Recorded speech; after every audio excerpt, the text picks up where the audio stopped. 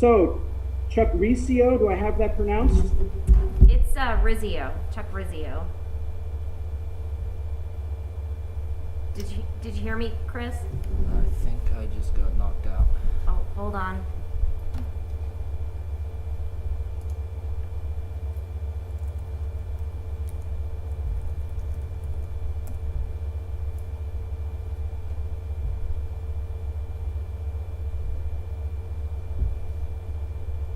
Street, I understand he works from out of town, and so he'll be joining us remotely for the time being. He served on the small area plan committee and is a member now of the village parking committee, about which we'll hear a little bit later in the meeting. So good to have that on. And Jackie, good to have you on as our new member again. Welcome.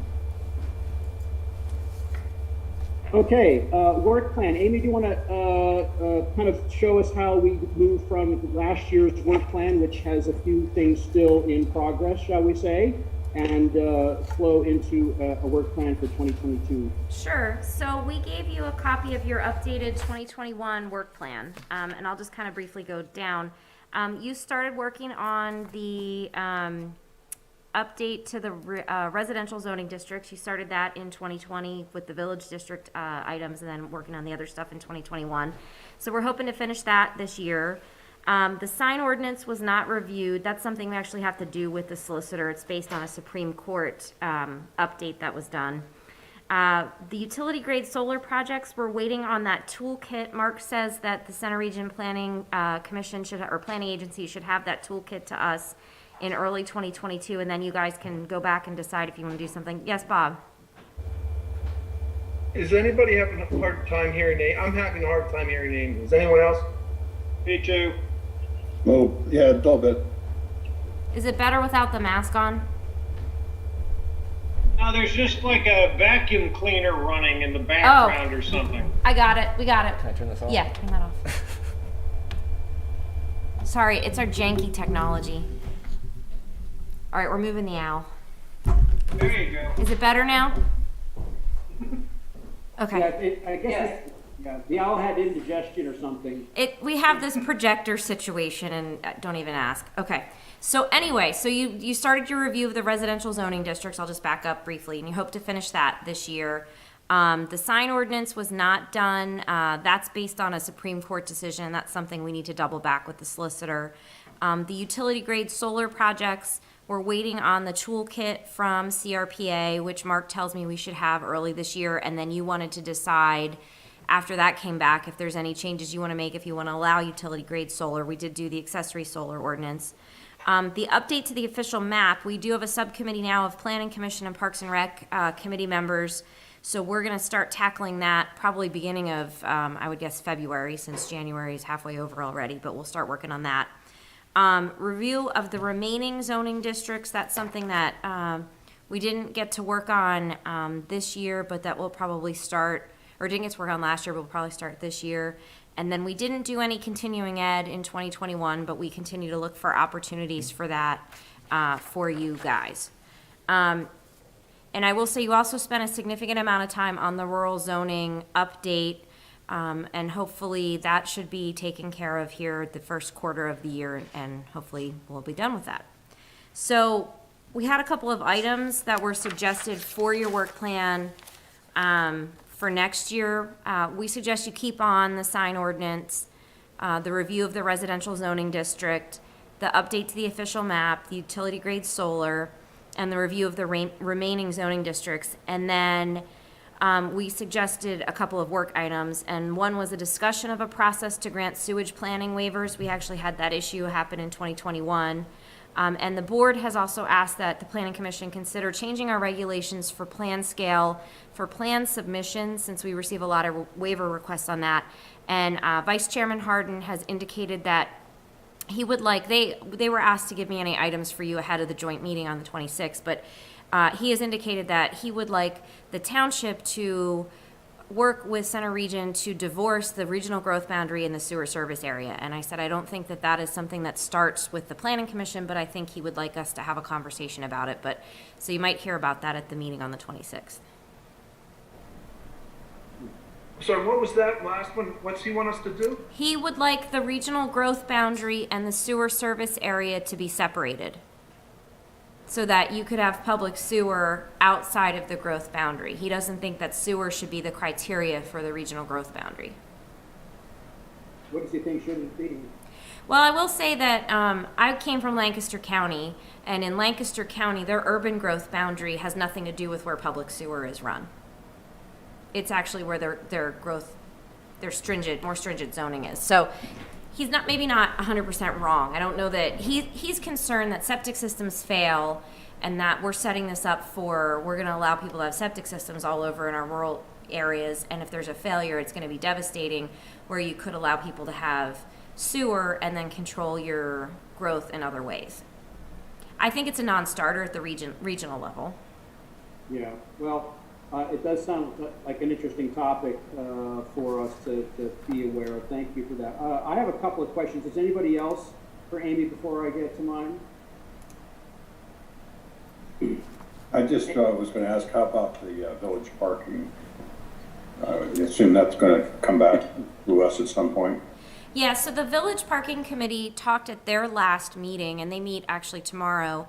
And what they're hoping to accomplish with their work is to come up with a toolkit and a report that they can present back to the supervisors, basically saying, hey, we're looking at comparable towns from across Pennsylvania right now to see how they're handling their regulations, but basically to come back to the supervisors and say, this is what we think we can do to maybe alleviate some of the concerns with the parking. So I don't know that it's going to come 100% back to you, because I'm not sure if they're going to recommend any ordinance changes, any zoning changes. They may just look at ways we can make what we have work with, municipal parking lots and using on-street parking and other things.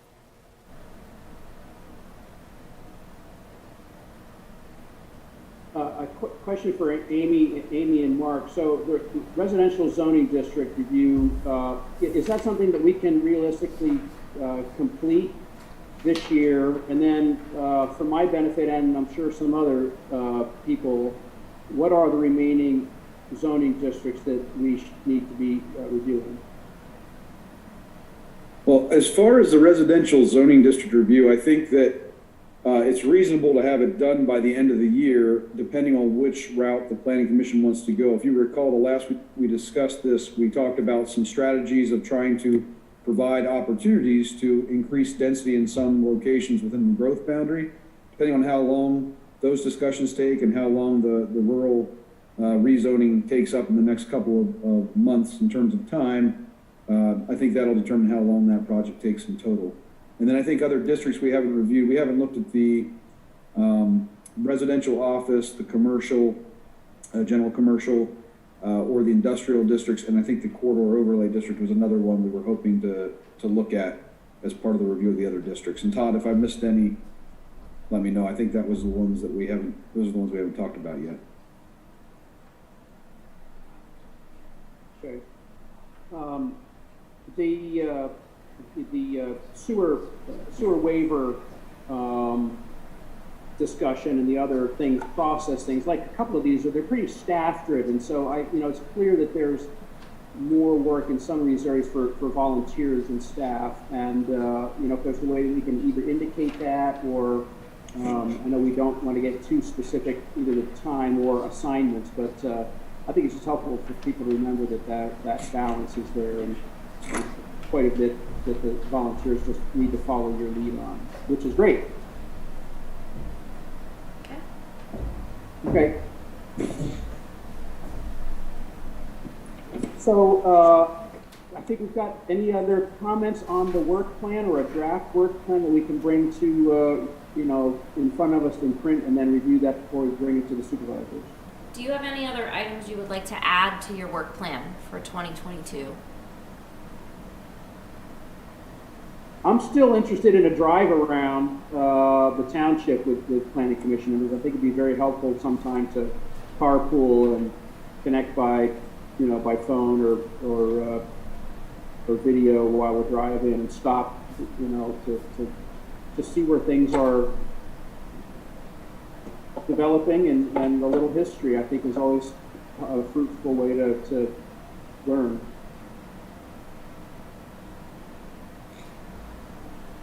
I will say one item that may come your way, and I don't know how far it's gonna go with the supervisors, but there's a resident in the village who really wants us to put in a historic architectural review board. So he's been doing a lot of research, and he just emailed the supervisors, Todd, Mark, myself, this afternoon, and copied the gentleman he's been talking to with the state of Pennsylvania. I don't know that the supervisors are very interested in pursuing this or how far it's going to go, but he's gathering all this information, and he's going out to Bellefonte to meet with people to talk through their harb. So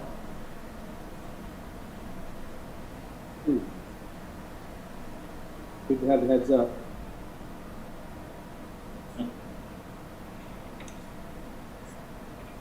So I don't think this is more than a discussion item. Shall we move on?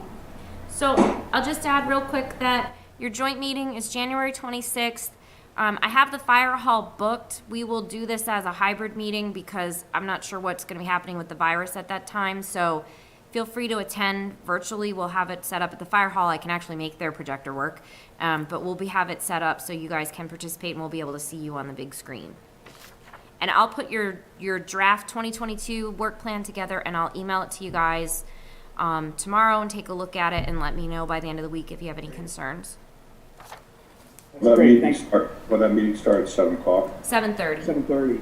And what we'll do is we'll go in reverse order. So the Shade Tree Commission will go first, then the Parks and Rec Committee, then you guys, because we anticipate the next item on your agenda is going to be the crux of the conversation, because the supervisors would like to get the rural zoning stuff done that night. So we want to have you have a conversation with them while you're all in the same room, virtually or otherwise.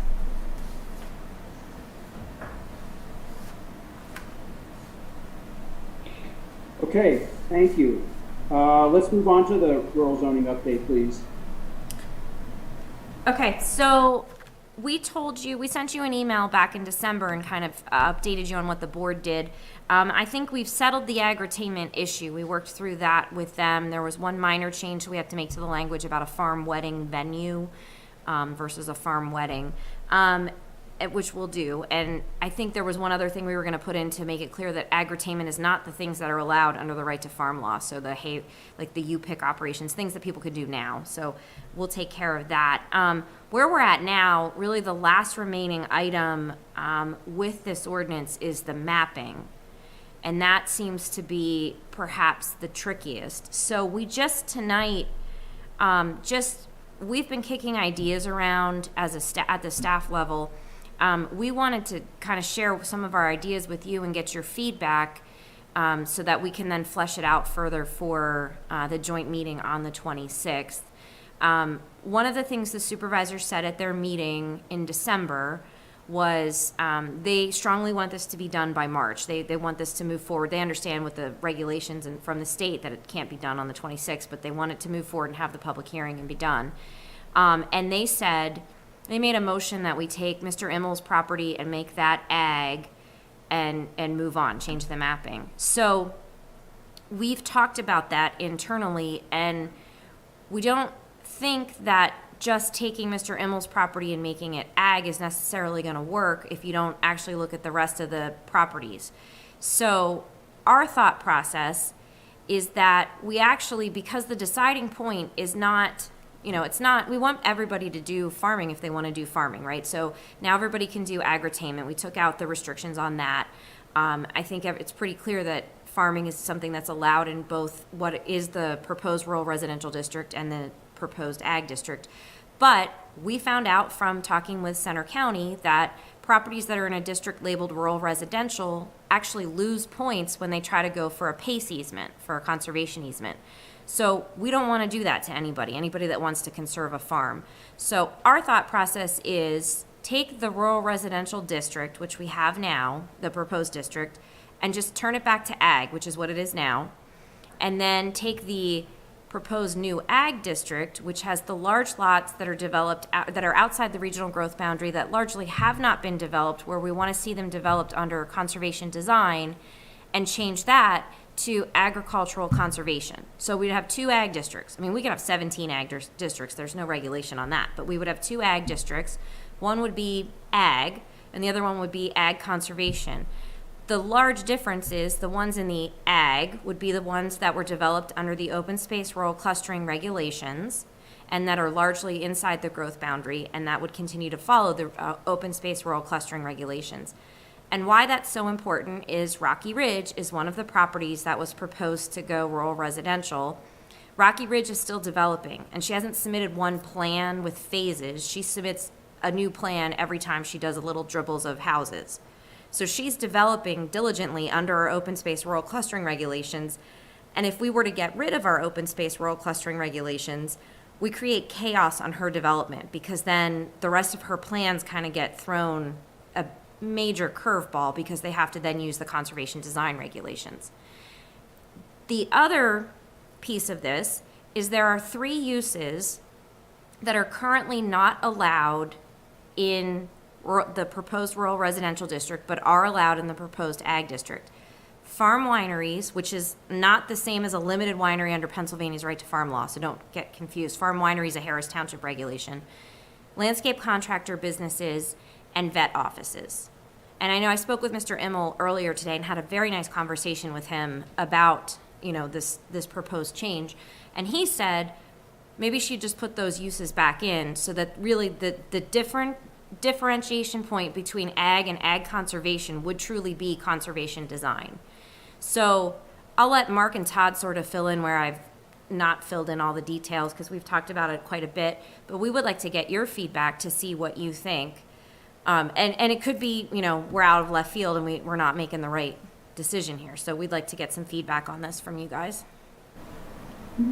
The one thing I'd like to add is, when we're talking about the rural clustering regulations, is not only would Olga not be able to develop her property in the way that she's been developing it, but all the open space rural clustering developments that have occurred that created open space lots, if the rural clustering regulations go away, so does the requirement that the open space lots can't be developed. So all those people that bought into those developments with the idea that half the development was going to be one contiguous lot of open space might not be too happy to find out that since we changed regulations, that open space lot or those open space lots could be developed. That's something that we fleshed out in pretty good detail with our solicitor. So that's another reason why we believe that the rural clustering regulations have to stay in place, and they have to continue to apply to those properties that have been developed and are being developed as open space rural clustering developments now. I think one other thing I'll mention too, to add on to what both Amy and Todd said, is that the properties that are currently inside of our regional growth boundary that are zoned agricultural, they actually are permitted to be developed at a much higher density than the lands outside because they have public sewer available. It's actually double the density in terms of residential uses.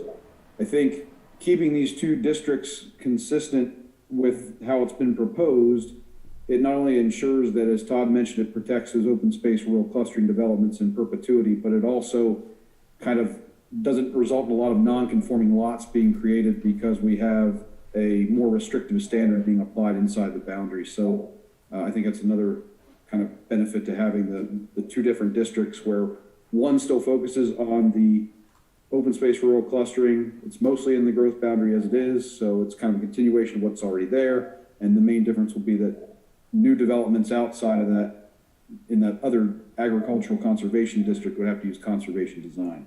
So I think it makes a lot of sense in terms of kind of keeping continuity with what we've had in the past.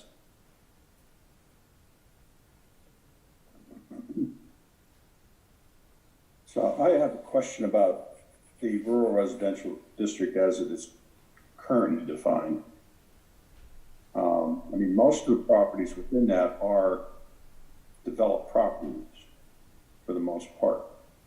So they're not, to me, as far as what they actually are, because they are a rural residential type of area, they're not really truly, most of them are not truly ag anymore. So, and are you saying that with the way our regulations are currently, that the open space in those areas would the regulations for that would go away based upon what we have been proposing over the last several years? No.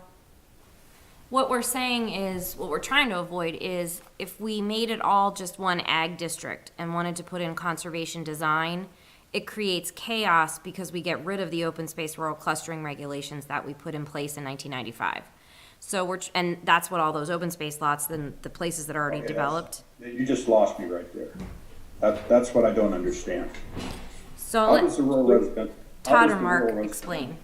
Get rid of the ag clustering design? It wouldn't get rid. Go ahead, Todd.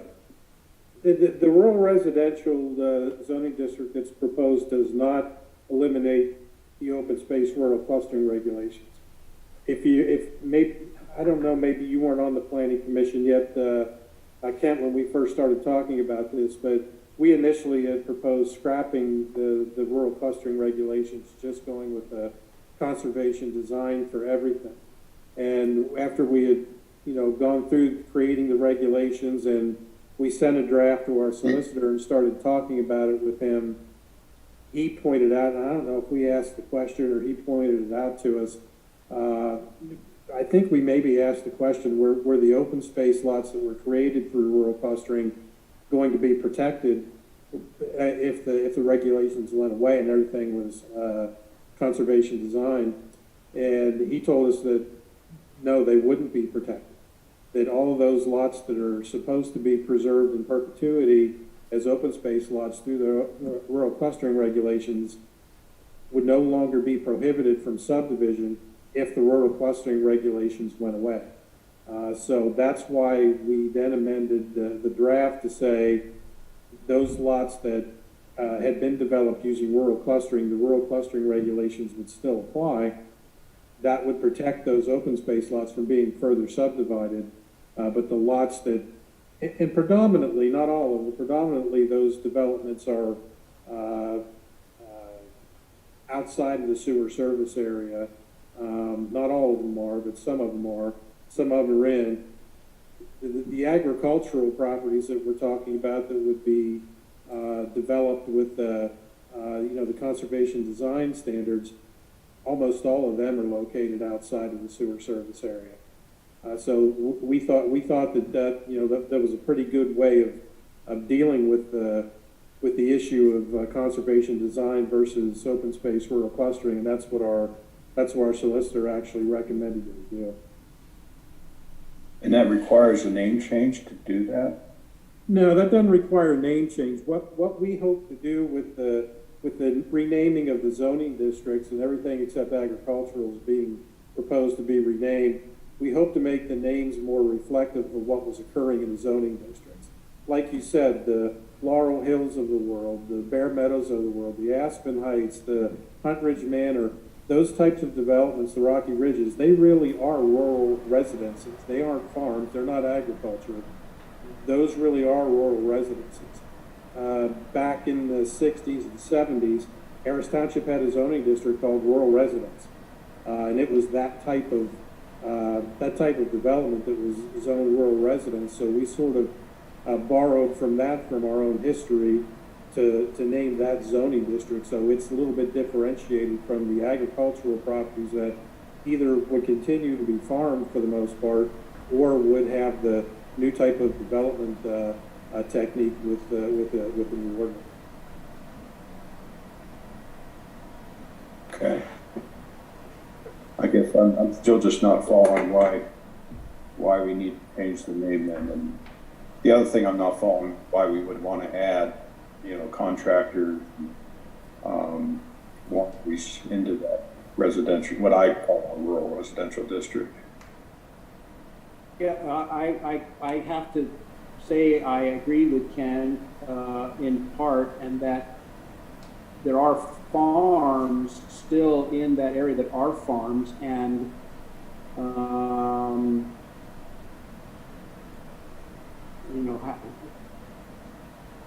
we looked at all the mapping options that there are to keep these rural residences and put them in the rural resident area, and the places that really are more farm or still are farm, truly could be ag, but for some labor and investment. So, Staying with the very valuable ag name. I can see why the ag name is valuable, and I support that. Is it possible to get this mapped out for us and with the new definitions on paper? Because one of the challenges for me on Zoom is to picture everything that you're saying, right? To really grasp and bring this whole thing to focus for me. I understand, I think conceptually what you're trying to do, but it would be very helpful for me. And that's just the problem, the nature of Zoom. If we were able to, I think, sit in the same room and look at the maps and start saying, oh yeah, I get that. I think it would be helpful. I'm gonna have to put together a draft map for the 26th anyway, for the board to look at. So I can certainly put one together and send it out ahead of time, once we as staff have looked at it and feel like it's ready to go, at least then you can take a look. I think in terms of the name change, I know Amy mentioned this, one of the things is that while we don't have a lot of large farms in the proposed rural residential district, we did learn that, I don't necessarily agree with the rationale that the state, I guess, uses for this, but they literally dock points for a property that's a farm trying to go into an agricultural easement unless the word agriculture is in the zoning district name. I mean, quite literally, Patton Township, one of the other center region municipalities, doesn't even have an agricultural district. So all of their farms up there would have a difficult time ever qualifying for the easements that the county offers. So I think the benefit of changing rural residential to agricultural, it doesn't have to change the intent of the district per se, because we still had, a purpose of there being a balance of ag and residential within it, but it would still open that opportunity to a number of these larger properties that might want to someday apply to be in that easement program to protect their properties in perpetuity.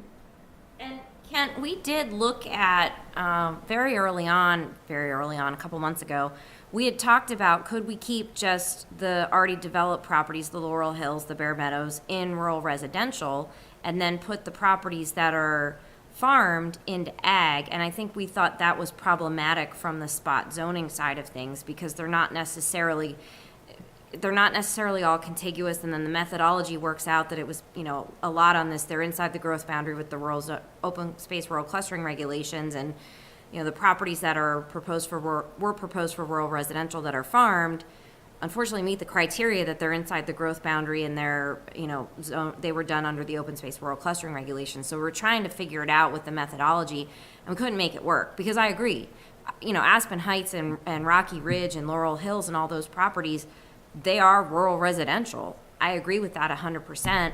And Mr. Immel's property is a farm, but it just, Mark and I talked about that, and we were picking apart the mapping, and we just couldn't find a way that we could make it work.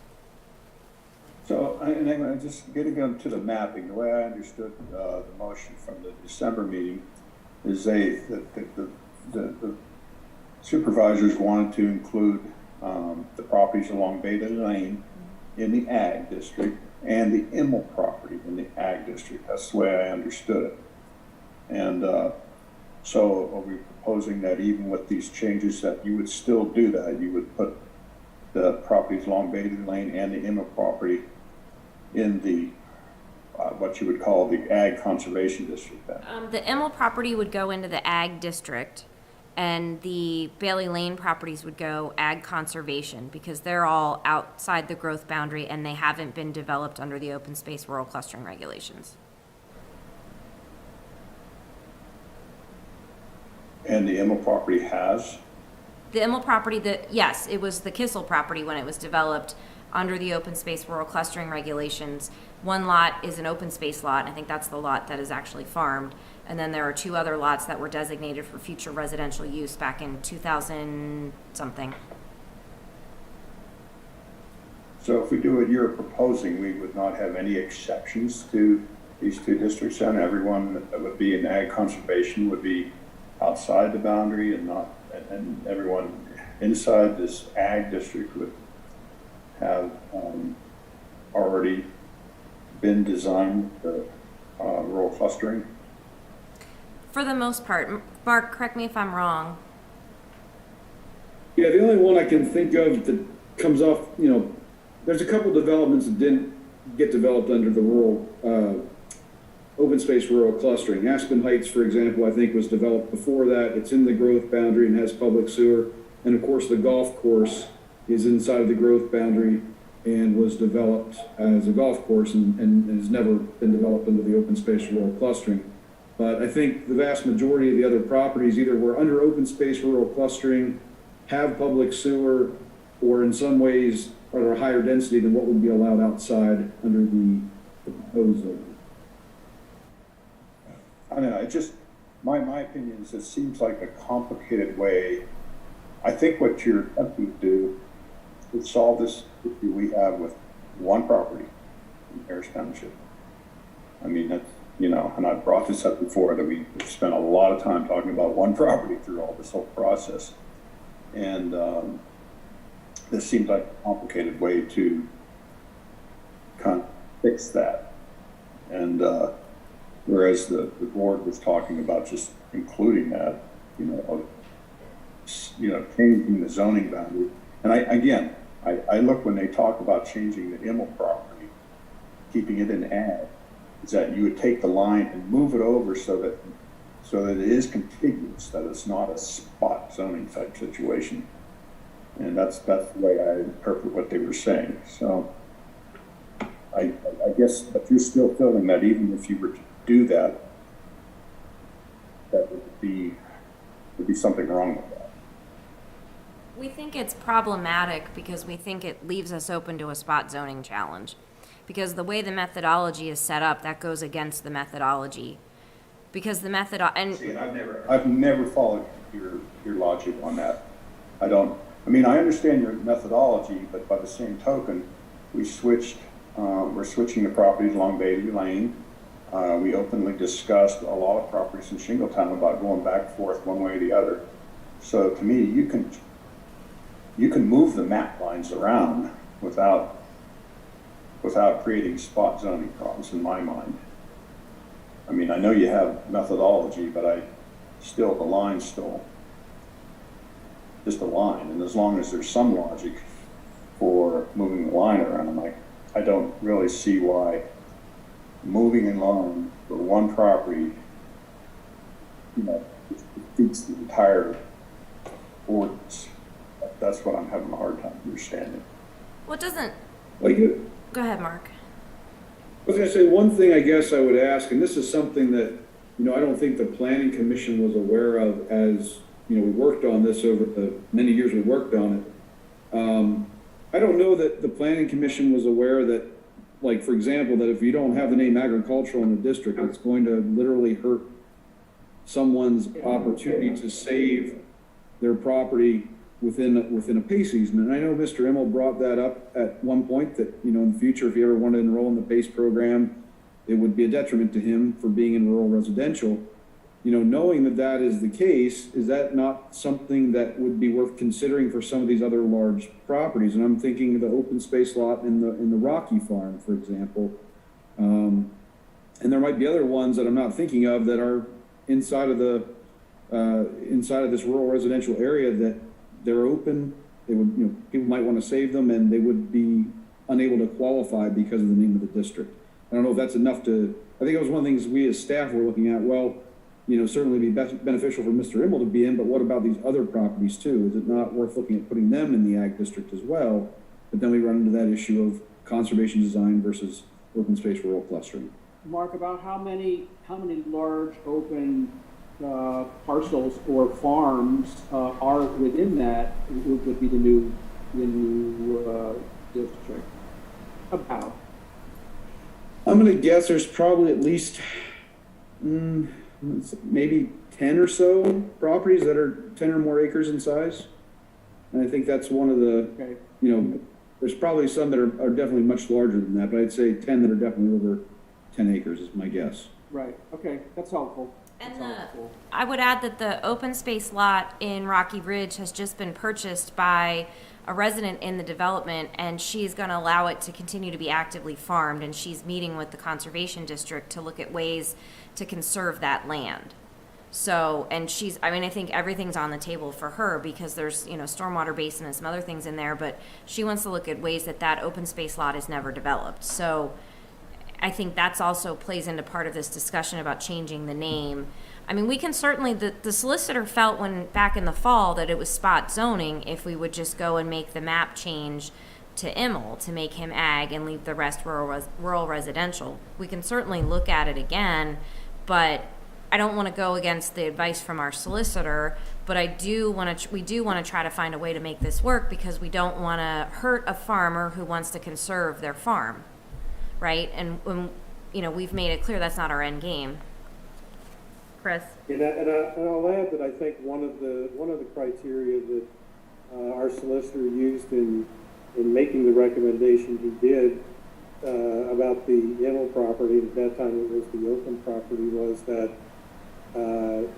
if it is kept in the regular agriculture or the ag conservation district, and Martine, correct me if I'm wrong, that might be the only open space rural clustering property inside the sewer service area that would be outside of what is now the rural residential zoning district. So our solicitor thought it was important to keep all the rural clustering developments that were inside the sewer service area within the same zoning district, and we discussed that several times here at the Planning Commission.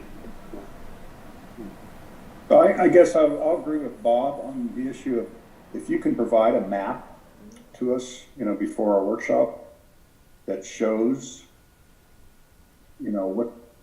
what properties are in jeopardy with this name change or not a name change. I guess I'd like to see exactly how that works. And I guess your map does show where the growth boundary is, right? Yes. Okay. So I'll just ask that then. Why do these people want to buy these pieces of property and conserve them? And answer that question. And then when you're talking about conserving them, I mean, is that forever? Or can somebody else inherit the property and get rid of the conservation?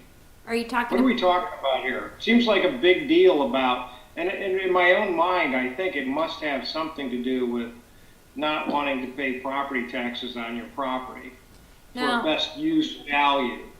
You know what I mean? Actually, Jeff. Right?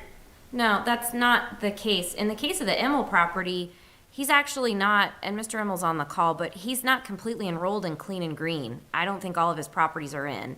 In the case of the Rocky Ridge open space property, I don't know if that property's in Clean and Green or not, or what the person intends to do. She just lives in the neighborhood and doesn't want to see development back there. So she invested in buying I think it's 53 acres, I could be wrong, 50 some acres, and is looking at a way to make sure that it is conserved and it's more using the land as it is now. It's more wild land, and there's a farmer out there that's farming corn. She's going to allow that to continue, and looking at maybe some rain garden activity, stuff like that out there. She just wants to better conserve the land. Okay.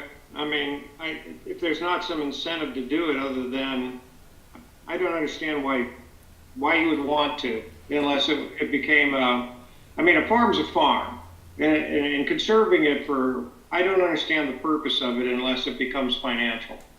I mean, you already have the farm. So what difference does it make? I mean, if you're not going to sell it, you're going to farm it. That's what you're going to do.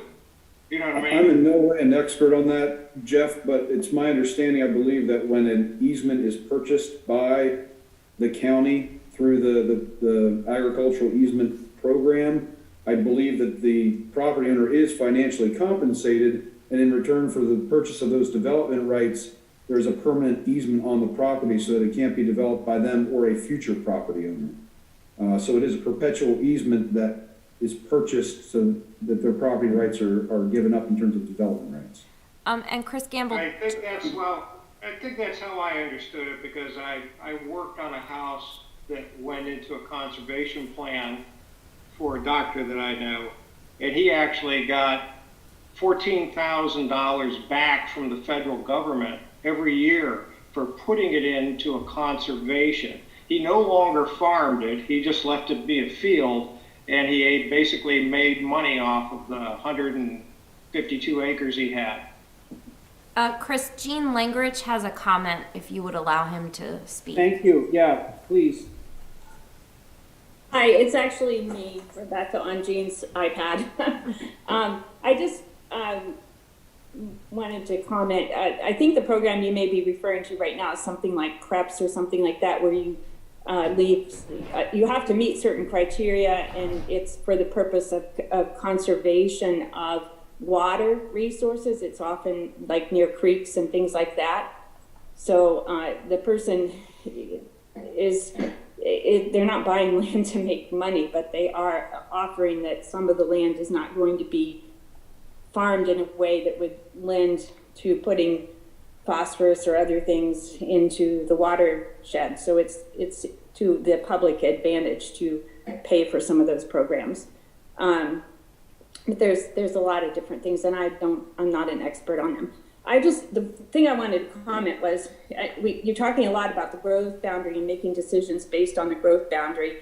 I think it is also worth thinking about the watershed and what you have, if you think about properties and how the water is affected with your zoning. And for me, I don't see a spot zoning challenge making sense if you were moving, I think you've got two reasonable ways to look at this for Mr. Emmel or for other people. But I think if you consider also your Spring Creek headwaters and the effect on the water, it's not just the growth boundary that you should be considering in zoning. That's all. And it's not Thank you, Rebecca. if you think about the watershed and impact on the watershed. Thank you for both the comment on the easement program and that view on the zoning too. Amy and staff, I know this is frustrating because you're getting close to a work plan with a work meeting with the Board of Supervisors, but I think we are with some more. And we've looked at maps before. You've made many maps for us, but I think another fresh look at that will be helpful, and I think will help us expedite it's in here. I will say that I do agree that retaining the ag name for those properties for whom it could make a difference now or in the future is important. That just makes sense to not take that away. Well, and I'd just like to add from our side, just like we did with the agritainment, I thought we had a great discussion and collaboration with our farming community with the agritainment regulations, and we worked well with the board on that. I'm trying, like, it's 4th and 1. I use football analogies, I apologize. It's like 4th and 1, we're at the 5-yard line. We are trying desperately to either gain a yard or get a touchdown, and I really would like to get the touchdown. So we're trying what we can to find the solution here. I think that, again, through this process, we learned a lot about things we didn't know about, the PACE program, other things. So, and we're trying to then walk the line and avoid the spot zoning at the same time. So we welcome any thoughts that you have. We'll certainly put together mapping. We're going to talk about this and think about this more between now and the meeting on the 26th, of course, and see what we might be able to come up with. I know we have a couple members of the farming community on the call tonight. I did have a fairly lengthy conversation with Mr. Immel earlier today, but if anybody else has thoughts, like, we'd be happy to look at them. I mean, I think at this point we've stared at it so much that it's like we need a fresh set of eyes maybe to come in and give us some perspective or thoughts, because we're trying to make this work and not throw out all this work that was done on the ordinance itself, because there's a lot of good stuff, and the supervisors will tell you there's a lot of good stuff in that ordinance. So we're so close, but we got to get there. Anything else? Anything else? Go ahead, Ken, and then I'll see if any of the members of the not of the planning commission who are here have comments or questions. Yeah, I'll just agree with Amy that the last thing we want right now is a tie game. So, we want something to move. That's what I was gonna say. No ties. I want to just retreat back a little bit on the change that you worked out with the board on the wedding venue stuff. Was that through some type of special event permit, or is that just something separate from agri-tainment? No, it's still within the agri-tainment regulations. We just have a better definition for a farm wedding venue, which is like an existing barn, structure, or lot that can be used to hold a wedding. I mean, the conversation we had at the board meeting was, and we have to tighten that language a little bit, but the conversation we had at the board meeting was, we don't want someone who's gonna come in and plop up a commercial event center in the middle of a piece of ground and maybe hay, farm some hay or something on the side and then have all kinds of events and things. So I think we know where we're going with that now. We just have to tighten that definition a little bit.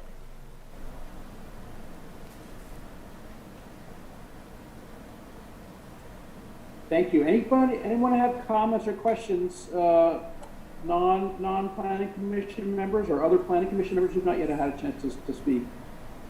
I'm just seeing nobody raise a hand.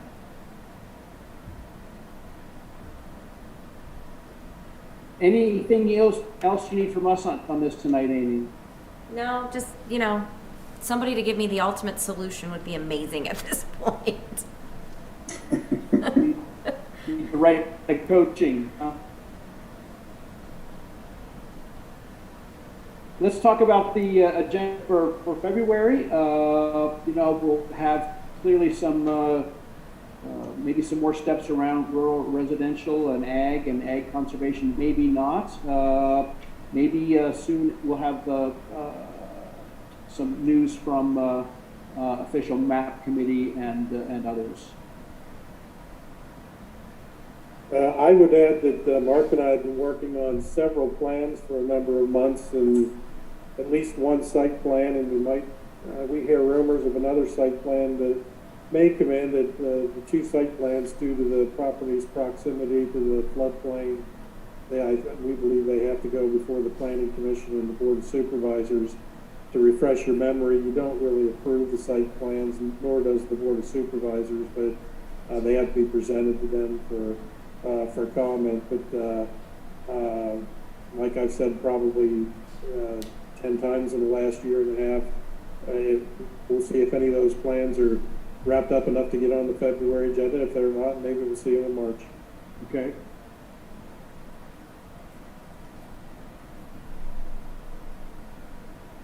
Anything else, staff, that you're aware of?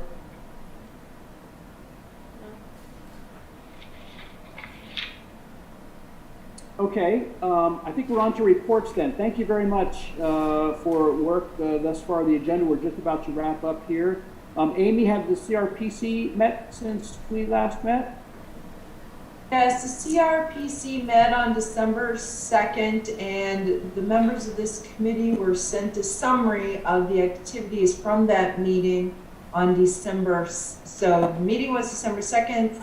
You received a summary report on December 6th. So if you have that in your inbox, it's a nice presentation of the very quick meeting we had that evening.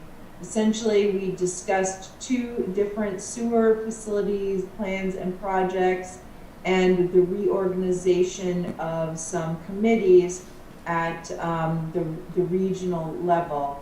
But after that, it was some very minor things. So take a look at that summary report. It was a fast meeting, so there's not a lot there to wrap up the end of the year. Our next meeting will be I believe it's February 3rd. Okay. Thank you, Amy, and thanks for reminding us about the December report that was emailed to us. I think they are well done. I know that the CCMPO Technical Committee has not met since we last met, but they are scheduled to meet in early February. Bob, how about Spring Creek Watershed Committee? Did that meet? We met on November 17th, I think. Yeah, November 17th. The they have basically they've achieved a consensus. That doesn't mean unanimous participation, but they have a consensus among the various townships and communities involved in it on the One Water plan, which is pretty detailed, and I'm not going to go into that. But so that really is kind of wrapping up the phase 2, I think, part of it, and they're starting to move into phase 3. The big items on the phase 3 of the One Water project are really to try and secure funding to hire a director, and then look at ways to start implementing some of it. But I don't know how they're going to be able to, I don't know how readily available funding is going to be for it.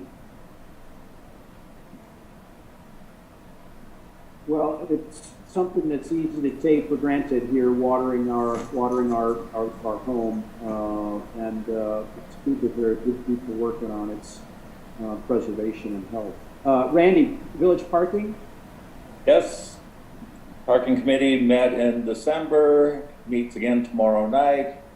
The one takeaway that Amy already referred to was a list of other communities that may have similar parking issues to Harris Township, such as Doylestown with its Kennett Square, New Hope, etc. So that was one direction that we decided to go in. And other takeaways were application restrictions, conditional use process, a small area plan, and of course shared lots with the church and the fire hall. But the first point seemed to be stressed is to consider other communities and see how they deal with their parking issues. Mm-hmm. Mm-hmm. Amy, you have anything to add to that? No.